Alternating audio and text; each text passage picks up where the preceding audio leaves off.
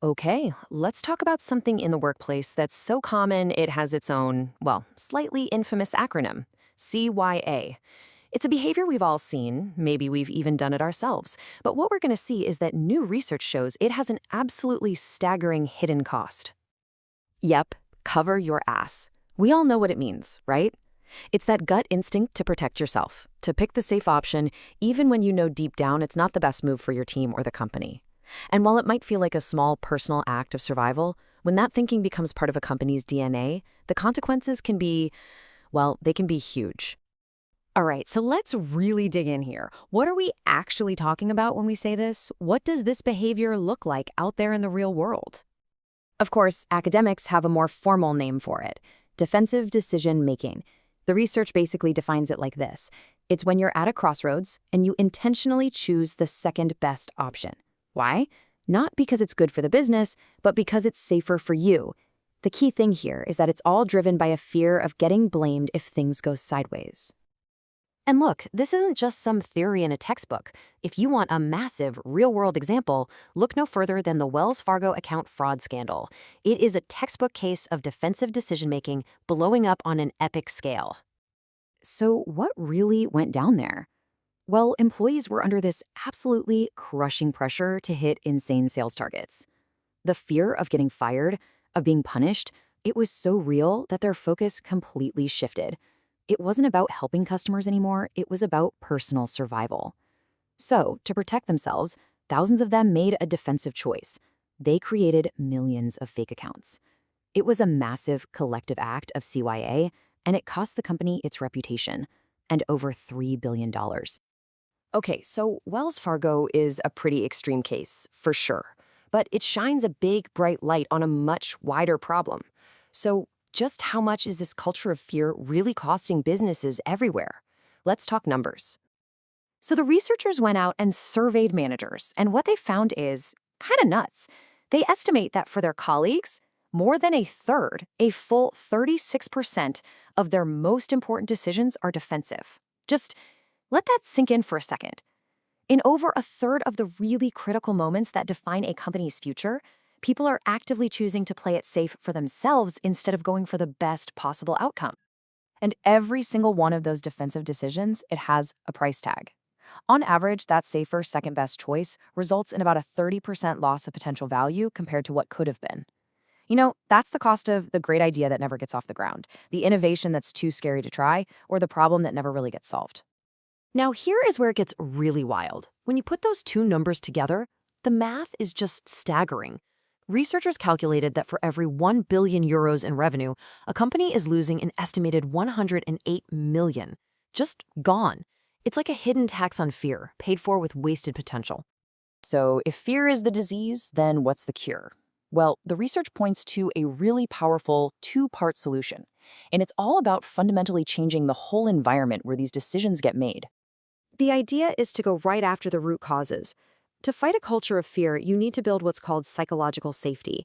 And to fight that pressure to just conform and fall in line, you need to encourage authentic leadership. Let's break down what those two things really mean. Psychological safety is really the bedrock of all this. It's that feeling on a team that you can speak your mind.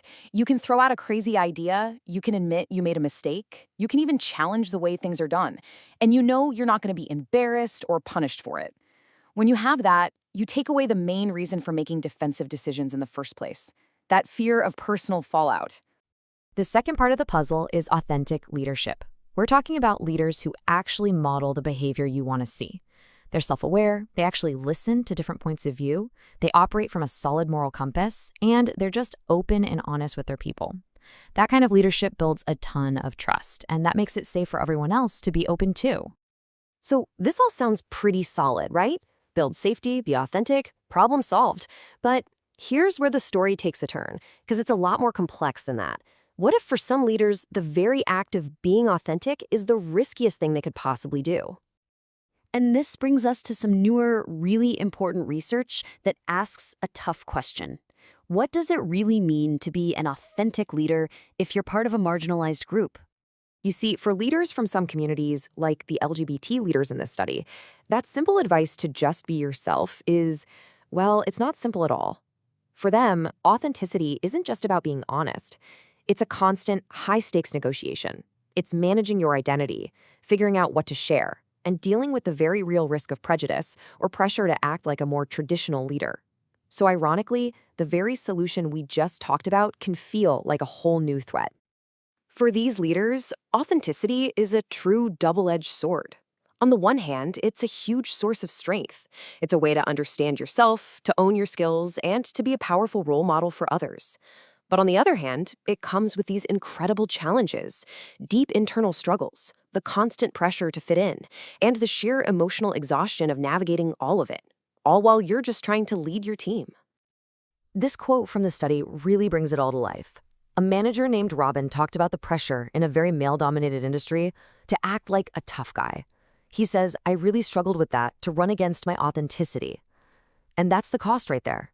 It's what you could call performative authenticity, where you're forced to put on a show, to act out a version of yourself, just to be seen as a credible leader. It's just another way of covering your ass to survive. So where does all this leave us? We've got this incredibly expensive organizational problem, defensive decision-making. And we have a potential solution, authenticity, that we now know isn't equally safe or easy for everyone.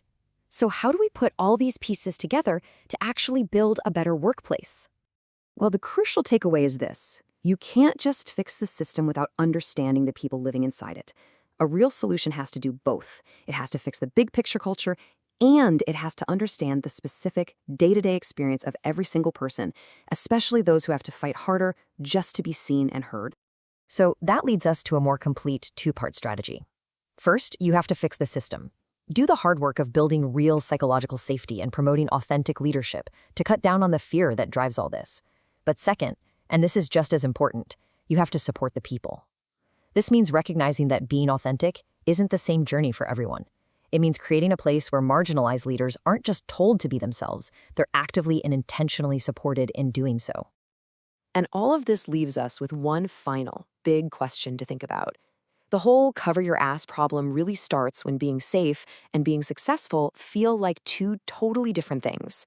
So the real challenge for every organization, for every leader, is to ask this: how do we build a workplace where the best path for the company is also the safest path for the individual? How do we make doing the right thing and feeling secure one and the same?